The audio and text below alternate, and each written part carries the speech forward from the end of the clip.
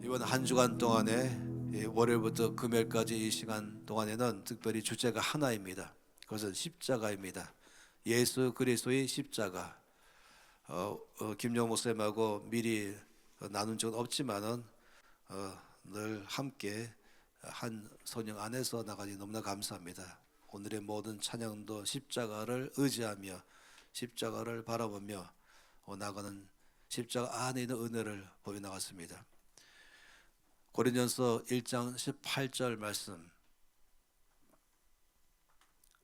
고린도전서 1장 18절 말씀입니다. 함께 읽겠습니다. 1장 18절입니다.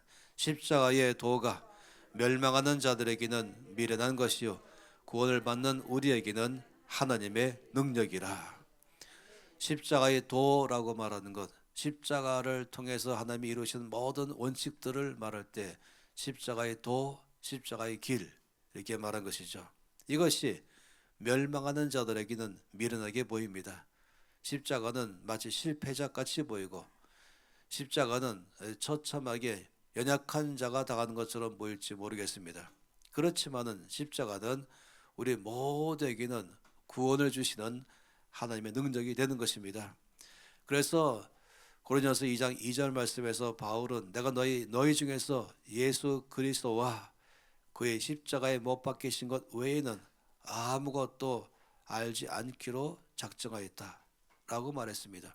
예수 그리스도와 주님의 십자가에 못 박히신 것 외에는 자랑하지 않겠다, 그것만 알겠다라고 말하고 있는 것입니다.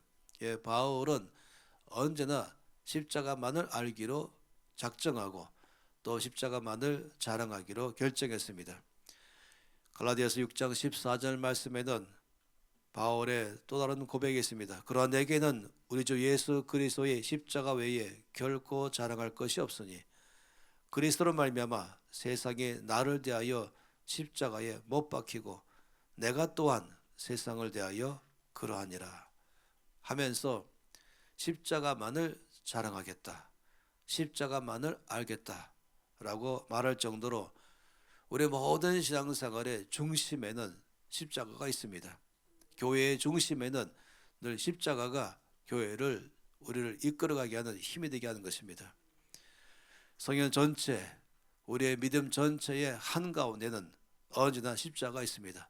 역사 전체 가운데 BC와 AD로 나눌 때에 거기 한가운데는 바로 갈보리 언덕에 십자가가 그것이 BC와 AD를 나누게 하는 것입니다. 역사를 바꾸는 힘은, 역사를 바꾸는 터닝 포인트는 역사 한 중앙에는 예수님의 십자가 외에는 없는 것입니다. 그러니 이번 한 주간 동안에 특별하게 더 많이 예수님의 십자가를 더 묵상하기를 원하는 것입니다. 예수님의 십자가를 바라볼 때에 우리에게 보이는 게 있는 것이에요. 십자가를 볼 때마다 거기에 하나님께서 말씀하시는 메시지가 있는 것입니다. 십자가를 보게 되면 마치 큰 스피커로 나의 심장에, 나의 이 마음의 귀에다가 큰 소리로 말씀하시는 제 음성이 보이는 것입니다. 십자가를 바라볼 때는 하나의 모습이 보이는 것입니다. 그래서 이 5일 동안에 십자가를 바라볼 때 무엇이 보이는가, 무엇이 들리는가를 보기를 원하는 것이에요. 오늘 첫 시간에는 예수의 십자가를 바라볼 때는 거기에 나의 죄가 보이는 것입니다. 그것도 나의 죄가 얼마나 심각한지, 그 죄의 심각성, 그 죄의 결과의 참혹함, 이것이 십자가를 바라볼 때에 보이는 것입니다. 우리가 십자가를 볼 때에 그가 거기 속에 있는 나의 죄의 처참함, 나의 죄의 심각함이 잘 보이는 것이죠. 여러분, 이 로마서 6장 23절 말씀에는 볼 때에 이 죄의 삭은 사망이라고 말씀했습니다. 우리의 죄는 우리를 사망으로 몰아가는 것입니다. 또 로마서 3장 23절 말씀에는 모든 사람이 죄를 범하였기에 하나님의 영광이 이르지 못한다고 말씀하십니다. 이 죄는 우리를 사망으로 가게 합니다. 죄는 우리에게 하나님께 도달하지 못하게 만들어 거는 것입니다. 이 창세기 3장에서 주께서 명확하게 2장에서 말씀하신 그 이 결과를 보는 것이죠. 이 선악과를 먹는 날에는 반드시 죽을 거라고 말씀하셨습니다. 그리고 이제 3장에는 선악과를 결국 먹었던 것이죠. 이것 때문에 어떤 사람들은 아직 사망이 오지 않았네 할지 모르지만 이 사망이 오는 결과가 얼마나 많이 있는지 아십니까? 이 선악과를 먹는 그 순간에 제일 먼저 온 사실은 눈이 밝아져서 벌거벗은 것을 보게 되었다. 그래서 급하게 최초의 옷, 이 넓은 나뭇잎으로 이제 옷을 만들어서 입어서 부끄러움을 가렸다라고 말합니다. 어떻게 본다면은 오히려 선악과를 먹는 순간에 원수마귀가 거짓말하는 것처럼 눈이 밝아져서 하나님처럼 될 것이다. 뭐 그렇게 된 것이 아닌가라고 말할지 모르지만 아니요, 반대인 것이에요. 이 죄의 첫 번째가 뭐냐면은 이 눈이 밝아진 것이 아니라 눈이 삐뚤어지고 눈이 파괴돼 버린 것이에요. 창세기 2장 맨 마지막에는 아담과 하와 두 사람이 벌거벗었으나 부끄러워하지 않았다고 말했습니다. 나 연약함을 바라볼 때도 정죄하지 않고 나 연약함을 가지고 이것 때문에 사람들 앞에서 숨기려 가지 않고 나 연약한 모습 있는 그대로 볼 수 있는 것은 거의 용납과 용서와 사랑이 힘이 있을 때만이 가능합니다. 사랑은 허다한 허물을 덮는다 라고 말한 것이, 사랑이 있으면 마치 강에 물이 넘치는 것 같은 것입니다. 내 사랑이 없으면 마치 그 강의 물이 사라지는 것입니다. 이 강의 물이 줄어들 때에 이 늘 흐르던 강에 어느 날 댐을 만들어 버렸어요. 그럼 댐을 만드니까 이 흐르던 물을 댐에 다 모아버리죠. 그러면 댐 아래에 물들은 자연적으로 물의 양이 줄어듭니다. 그러면 어떤 일이 있습니까? 늘 넘쳐 흐를 때는 안 보이는데 이제 댐 때문에 물이 조금 흐르기 시작하니까 강바닥이 다 보이는 것이, 거기에 바위가 드러나기 시작하죠. 또 돌들이 드러나기 시작하죠. 이 자연은 이 흐르는 강물 때문에 이 강 안에 있었던 돌들이 안 보였었어요. 그러나 강물이 줄어드니까 이제 거기에 있던 돌들이 드러나는 것입니다. 다시 말하면 약점과 단점과 허무와 실수들이 이제 사랑이 없으면 다 드러나게 되고 정죄하기 시작하고 비판하기 시작하고 자기에 대해서도 마찬가지고 다른 사람 마찬가지인 것입니다. 이 선악과를 먹는 순간에 눈이 밝아진 것은 눈이 파괴된 것이에요. 남의 약점과 남의 단점과 실수를 보기 시작하는 것이죠. 또 자기를 바라볼 때도 자기 약점과 실수만 보이는 것이에요. 그들 안에 부끄러움과 수치를 느끼게 되고 다른 사람을 비방하고 자기는 부끄러움과 정죄에 빠지는 것입니다. 주께서 말씀하기를 다른 사람을 비판하지 말라라고 말씀했어요. 사랑은 덮는 것입니다. 사랑이 있으면 강물이 넘치게 흐르는 것처럼 용납과 용서와 이해가 있는 것입니다. 용납도 안 하고 용서도 안 하고 이해가 없는 것은 사랑이 없다라고 말하면 참으로 알맞는 말인 것입니다. 그러니 죄를 지을 때 첫 번째의 결과는 눈이 삐뚤어진다. 사물을 올바르게 볼 수 있는 능력이 사라진다. 어떤 사람들은 그 사람의 죄를 그들을 보는 게 뭐가 잘못입니까 말할지 모르지만 그 사람이 사랑으로 볼 때는 그것을 덮어버릴 수 있는 힘이 있는 것입니다. 세상은 이 사랑의 법칙을 모르는 것이죠. 죄가 사람의 눈을 파괴시켜서 제대로 볼 수 있는 힘을 상실해 버립니다.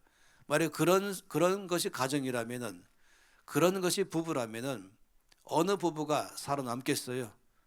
빈틈도 없고 완벽하고 완전해서 어떤 것도 없어서 그래야 너는 살아갈 수 있다, 그래야 난 함께 있을 수 있다라고 말한다면 그 몽땅 다 깨져야 됩니다. 사랑이 이것을 덮는 것입니다. 사랑이 있는 가정은 이해가 있고 용서가 있고 용납이 있습니다. 네, 사랑이 없는 가정은 늘 싸움만 일어나는 것입니다. 교회도 마찬가지고 어디든지 마찬가지예요. 사랑이 충만한 교회, 사랑이 넘치는 이 국가 공동체가 시작한다면 그 속에는 오히려 용납과 이해, 격려와 위로가 있기 시작하는 것입니다. 그러니 죄가 들어올 때 제일 먼저 오는 아주 비극적인 것은 내가 사람과 사물을 바라보는 눈을 삐뚤어지게 만들고 파괴해서 남의 약점과 실수와 허물과 단점만 바라보고 그것만 비방하기 시작하는 것이에요. 여러분 아시죠? 주께서 말씀하기를 너희가 남을 비방하면 그 비방이 너에게로 돌아올 것이다. 부메랑 같은 것입니다. 부메랑은 던지면 그대로 자기에게로 돌아오는 게 부메랑이잖아요. 그래서 남을 비방하지 말라 하면서 너희가 남을 비방하면 그 비방하는 기준점에 의한다면 너도 똑같은 사람이다. 그럼 너도 비방을 받게 된다 하는 것입니다. 사랑은 허물을 덮는 것입니다. 근데 죄가 사람을 파괴시키죠. 또 두 사람 관계도 파괴시켰죠. 서로의 관계가 파괴돼 버린 것이에요. 하나님 관계도 파괴됐죠. 이전에는 주께서 오시면 기쁘게 맞아주고 교제했었는데 주께서 오시니까 숨어버렸죠. 그리고는 대자연도 파괴가 왔습니다. 죄는 우리를 철저하게 부서뜨립니다. 죄를 암세포와 똑같다고 말하는 게 세월이 가면 갈수록 더 절실해집니다.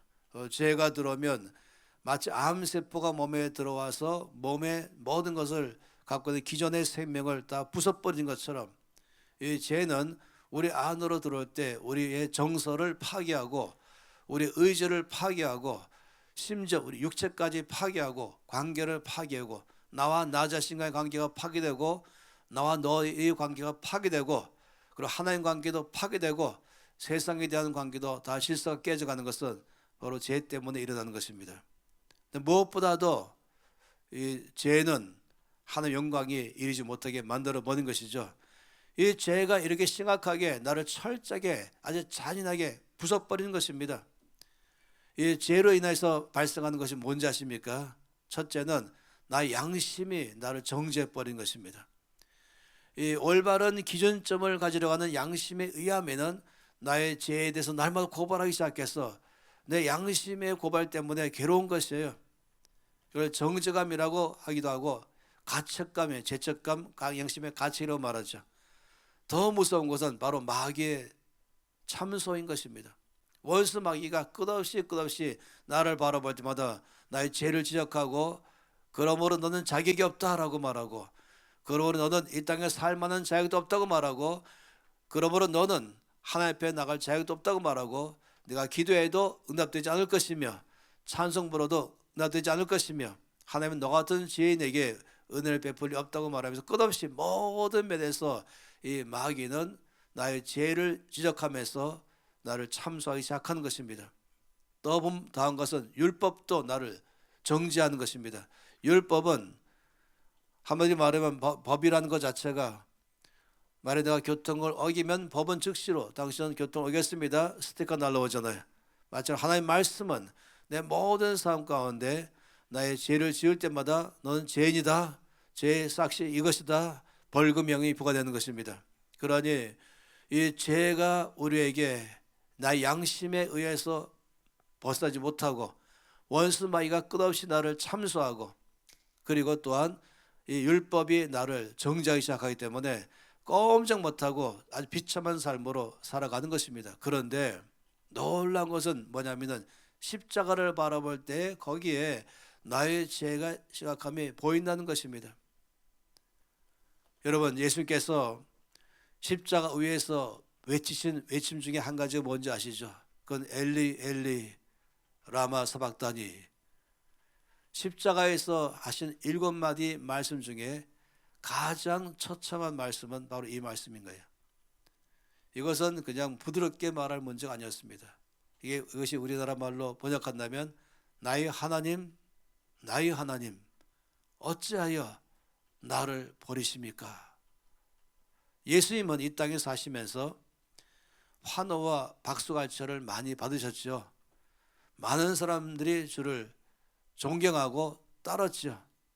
그렇지만 또 사방에는 또 어떻게든지 예수님을 삐뚤어진 눈으로 바라보고 흠잡을 데가 없는가 늘 길목을 노리고 있는 많은 사람이 있었습니다. 그래서 비난하고 또 정죄하고 누명을 씌우고 이런 일도 참 많이 있었죠. 심지어는 가까이 있는 제들까지도 주님을 배반하는 일도 있었죠. 주님은 이 모든 것이 있어도 잘 참았어요. 사람들의 비방과 또 사람들의 모욕과 또 사람들의 수군거림과 또 사람들의 모함하는 것, 중상모략하는 것, 이 모든 것이 와도 주님은 잘 견뎠어요. 왜냐하면 아버지의 사랑 때문이었습니다. 하나님의 아버지의 이 절대적 사랑, 하나님 아버지의 절대적 지지. 처음에 주께서 사역을 시작하실 때도 하늘에서부터 음성이 나서 말씀하기를 이는 내 사랑하는 아들이요 나의 기뻐하는 자라. 그래서 성경에서는 요한복음에서 예수님은 사람들의 평가에 조금 더 연연하지 않으셨다. 사람들이 칭찬했다고 우쭐하지 않으셨고 또 사람들이 뭐라고 비방해도 그것 때문에 또 상처받으며 끌려가지 않았고 거기서부터 자유로우셨다고 말씀했습니다. 심지어 그렇게 아끼고 사랑하는 제 아들까지라도 배반할더라도 이것에 대해서 주님께서는 정말로 담담할 수 있었다고 말했습니다. 왜냐하면 이 아버지의 절대적 사랑 때문이었죠. 언제나 환영하시고 언제나 기뻐하시는 아버지, 그 아버지의 사랑이 예수님을 하여금 이 땅에서 살아가게 하셨습니다. 그런데 십자가 위에서 달리신 예수님께서 아버지를 바라볼 때에 충격받았어요. 어마어마한 충격받았어요. 왜냐하면 이때까지의 아버지의 눈이 아니었습니다. 이때까지 늘 나를 보고 웃으면서 기뻐하시는 아버지의 사랑의 눈이 아니었습니다. 죄인을 바라보고 죄에 대하여 아주 엄격하게 대하고 계시는, 죄에 대하여 분노하고 계시는, 죄에 대해서 화가 나 계시는 그 아버지의 눈을 보고 깜짝 놀라셨죠.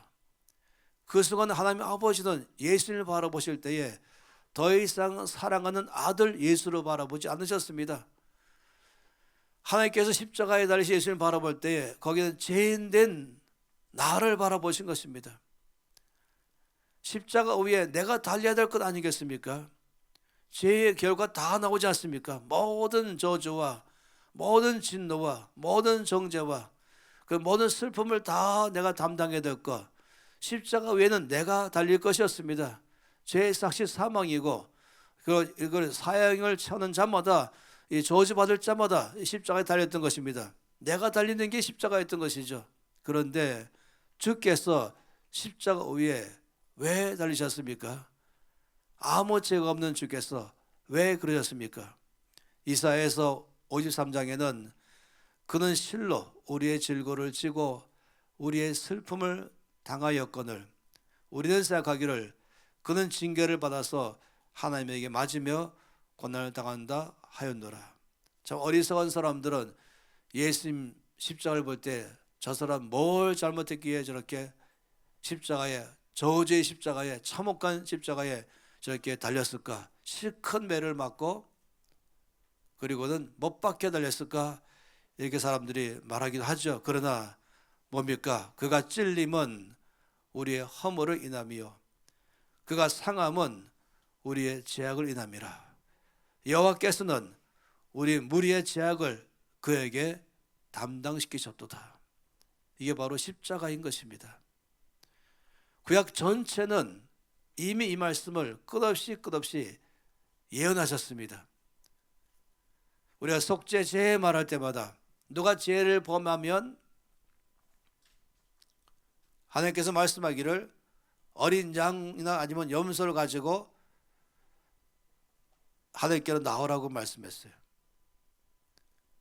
그러면 죄를 지었을 때에 어린 양을 데리고 이제 성소로 가면은 그럼 제사장이 내가 끌고 온 그 양을 받고 그리고 그 어린 양 위에 머리 안수하고 그리고 그 지금 제전 사람이 그 앞에 다 보는 앞에서 이 정도의 큰 제단이 있죠. 이거 몇 배는 큰 제단 위에 그 양을 얹어놓고 그리고 제사장이 칼로 그냥 무자백에 찔러 죽이는 것입니다. 피가 철철 나는 것이죠. 그리고 죽임 당하는 것이에요. 그 피를 가지고 이제 성소로 들어가는 것입니다. 그러면 하나님께서는 그 피를 보시고 나의 모든 죄를 다 용서하셨죠. 이게 말이 되는 것입니까? 지금 내가 죄를 지었으면 내가 당해야 되는 것 아니겠어요? 그런데 제 앞에 있는 어린 양이 내 대신 몽땅 다 짊어지고 거기서 처참하게 죽임을 당하는 것이에요. 그리고 피를 다 쏟는 것이죠. 그리고 하나님께서는 그 피를 가지고 나갔을 때 그 피를 보시고 제사장이 나와서 말하기를 너의 죄는 다 용서받았다. 넌 더 이상 죄에 대한 형벌이 없다. 너의 죄는 이미 처리되었다. 그냥 평안히 돌아가라. 그때 이 사람의 마음이 어떻겠습니까? 그 그 어린 양을 초점해 주는 걸 보면서 나의 죄를 대신 짊어진 저 어린 양을 볼 때마다 온 구약 전체는 이 속죄제를 통해서 미리부터 말씀하는 것은 앞으로 오실 우리 모든 죄를 대신할 메시아는 바로 하나님의 어린 양이시다 하는 것이죠. 그래서 세례 요한은 끝없이 사람들에게 곧 메시아가 오실 것이다, 그에게를 예비하라. 그리고 예수께서 오실 때 처음 만나자마자 모든 사람들에게 보라, 내가 예언했던 바로 하나님의 아들 메시아이시다 라고 하면서 뭐랬습니까? 보라, 세상 죄를 지고 가는 하나님의 어린 양이로다. 이것이 바로 예수님이셨죠. 십자가를 바라볼 때에 거기에 죄 없으신 하나님의 아들 예수께서 모든 모욕과 모든 저주를 다 받으시고 십자가 위에서 처참하게 돌아가신 그 장면 볼 때는 바로 나의 죄가 얼마나 심각했는지를 보게 만들어 주는 것입니다. 하나님으로부터 버림받는 자의 외침이었죠. 분노와 절망의 외침이었습니다. 고독의 외침이었어요. 버림받음에 대한 부르짖음이었던 것이에요. 네, 그것은 바로 나의 부르짖음이었죠. 나의 죄가 저만큼 참혹하구나. 나의 죄가 저만큼 비참하게 만들어버리는구나. 십자가를 바라볼 때마다 나의 죄의 결과가 얼마나 심각한지를 다 보게 하는 것이에요.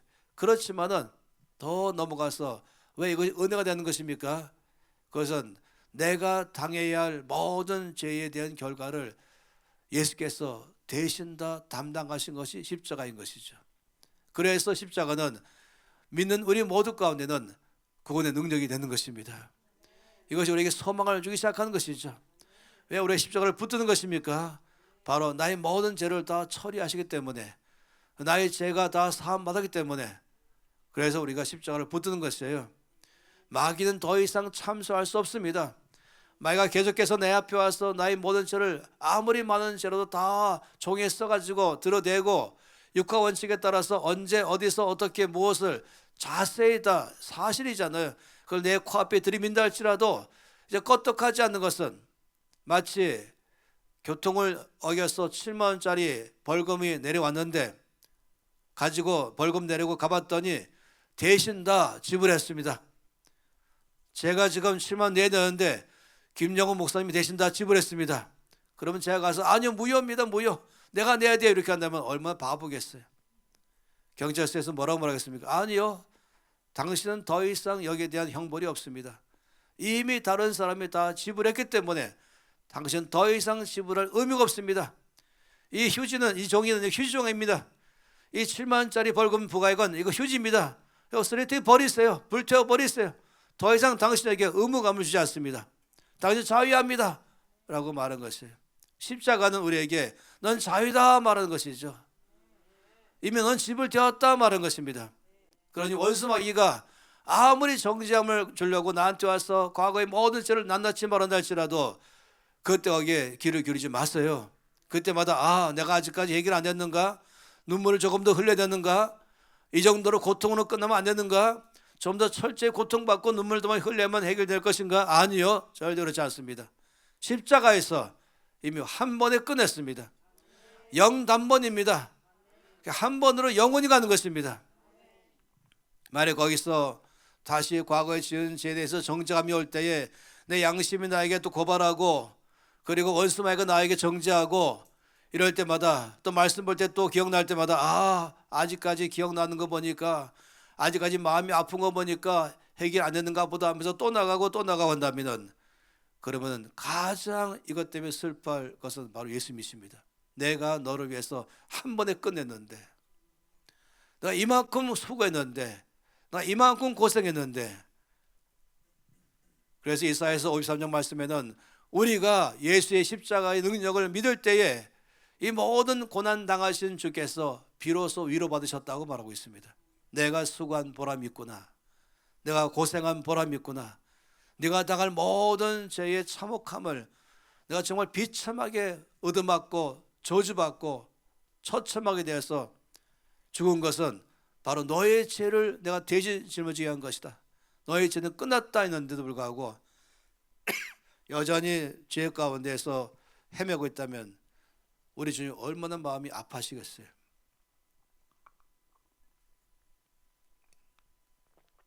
내가 굳이 경찰서 가서 7만 원 더 내가 내겠다고 한다면 김영 목사님이 얼마나 마음이 아프겠어요. 이미 내가 다 비싼 돈 줘서 지불했는데 그냥 받아들이고 난 감사하고 그 자유를 누려야 되는 건 아니겠습니까? 따라서 원수 마귀가 아무리 내 귀에다가 큰 소리로 과거의 모든 죄를 다 나누지 말아라 할지라도 한마디로 휴지를 여기세요. 1%도 귀를 기울이지 마세요. 이미 나는 집을 되었다. 나의 전에 이미 십자가에 처리되었다. 내가 받을 모든 고통과 저주는 더 이상 내가 임하지 않을 것은 주께서 대신해서 내가 받을 모든 죄에 대한 결과의 처참함을 다 담당하셔서 난 더 이상 내가 그걸 담당할 필요가 없다. 난 자유합니다. 그래서 십자가를 볼 때에는 나의 죄의 비참함도 보이지만은 나의 모든 죄를 대신해서 다 담당하심으로 마귀의 입을 다물어 버리게 하시고 율법을 더 이상 나에게 정죄하지 않게 하시고 나 양심의 소리에도 이전 분명하게 이미 해결됐다고 담대하게 말하게 해서 우리를 자유케 만들어주는 것입니다. 이러니 얼마나 놀랍습니까? 십자가는 우리를 자유케 해줬습니다. 우리 모든 죄의 비참함도 뭐지만은 그러나 이 모든 것을 다 주께서 처리하심으로 내 안에 주신 받은 그 큰 구원의 은혜를 우리가 십자가를 볼 때마다 감격하는 것이죠. 한쪽으로는 나의 죄의 비참함을 보지만 한쪽으로는 하나님의 큰 은혜를 우리가 또 누리는 것입니다. Passion of the Christ, 예수님의 고난에 대한 이 영화, 멜 깁슨이 자살하려다가 예수님을 깊이 만나고 자기가 예수님의 십자가의 고난을 영화로 만들기로 결정했죠. 어느 누구보다도 그는 성경에 나오는 역사를 그대로 표현했고 또 로마의 예수님이 당하신 모든 고난을 100% 그대로 다 재현했습니다. 고고학적으로 역사적으로 다 조사해서 그 당시에 사용했던 고문기구 조금 더 과장하지 않고 조금 더 무슨 극화시키려고 하지 않고 있는 그대로 표현한 것이 바로 그 영화인 것입니다. 그 영화를 보고 있으면은 내용 전체가 재밌죠. 저희 아들이 그 영화를 보고 왔을 때 제가 물어봤어요. 어땠냐? 당연히 눈물이 펑펑 흘렸죠. 근데 믿지 않는 친구를 한 명 데려갔어요. 제일 궁금한 건 너희 그 친구는 뭐라고 하더냐? 끝난 다음에 친구하는 말이 무슨 영화가 처음부터 끝까지 매맞다 끝나냐? 이랬다는 것입니다. 영화로 보면 빵점처럼 보일지 모르지만 어마어마한 사람들에게 그 영화는 주께로 이끌었습니다. 수천 명의 이슬람권 선교사님들이 선교한 것보다도 이 영화 한 편이 훨씬 더 많은 이슬람 사람들에게 복음이 전파되고 주께로 그들을 이끌었던 놀라운 영화인 것입니다.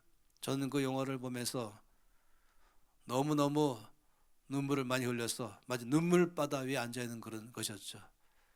그 영화를 보면서 예수님 얼마나 힘들었을까 이것이 아니라 나의 죄가 얼마나 처참한가가 다 보이는 것이죠. 왜 주님이 차마 눈 뜨고 볼 수 없을 만큼의 저렇게 엄청나게 고난 속에 들어가셔야만 하는가 할 때 아는 것은 내 죄의 결과가 저것 아니냐, 나의 죄에 대한 처참함이 다 보이고 그 다음에는 이제 주님의 그 안에서 역사하시는 희생이 보이는 것이죠. 그래서 울고 또 오는 것입니다.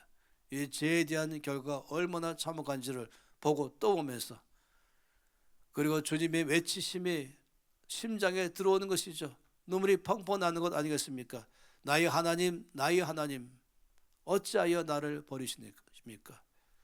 사람들로부터 버림받는 것, 가장 가까운 사람부터 배반당하는 것, 이것도 견디겠는데 마지막으로 남아 계시는 하나님 아버지로부터 버림받는 것은 인생이 끝나는 것입니다.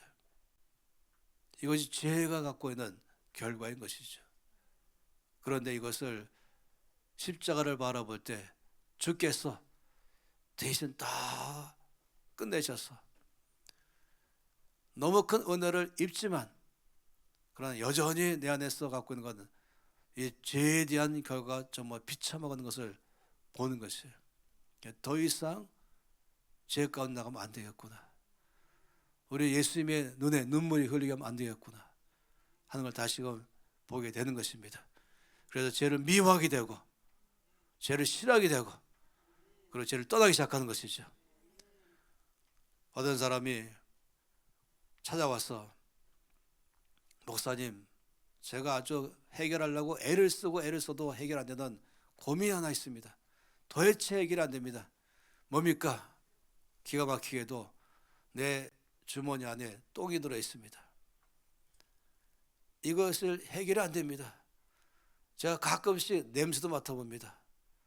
또 가끔씩 손으로 만져보기도 합니다. 근데 버리고 싶은데 안 되고 있어요. 이런 사람 본 적 있습니까? 이런 사람 한 명도 없어요. 또 그걸 상담합니까? 바로 가서 적극적으로 최선을 다해서 모든 걸 깨끗이 하기 위해서 이거 노력을 다 할 것이에요. 가장 좋은 표백제를 써가면서 철저하게 여기에 대해서 적극적으로 반응하겠죠. 이게 바로 죄에 대한 것입니다. 제가 해결 안 돼요. 끊고 싶어도 안 돼요. 이때마다 지금 말씀드린 거 기억하시기 바랍니다. 이 더럽고 비참한 것을